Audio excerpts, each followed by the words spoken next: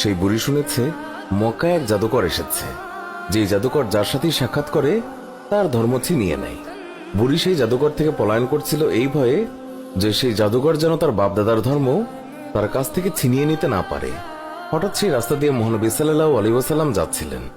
বুড়ি মহানবী সাল্লাল্লাহু আলাইহি ওয়াসাল্লামকে দেখে বলল, বাবা, এই মালগুলি আমার মাথায় উঠিয়ে দিতে পারবে কি?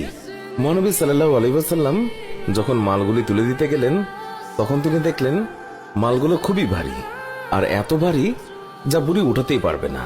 তখন মহানবী সাল্লাল্লাহু আলাইহি ওয়াসাল্লাম তিনি বুড়িকে বললেন, এটার তো খুবই ওজন, আপনি যদি অনুমতি দেন আমি আপনার এই মালগুলি আপনি যেখানে বলেন সেখানে দিয়ে আসব। বুড়ি তো খুবই খুশি, সে খুশি মনে অনুমতি দিল। মহানবী সাল্লাল্লাহু আলাইহি ওয়াসাল্লাম সকল মালপত্র নিজের মাথার উপর তুললেন আর বুড়ির সাথে পথ চলতে লাগলেন। আর বুড়ি পুরো রাস্তায় ওই জাদুকরকে বকা দিতে দিতে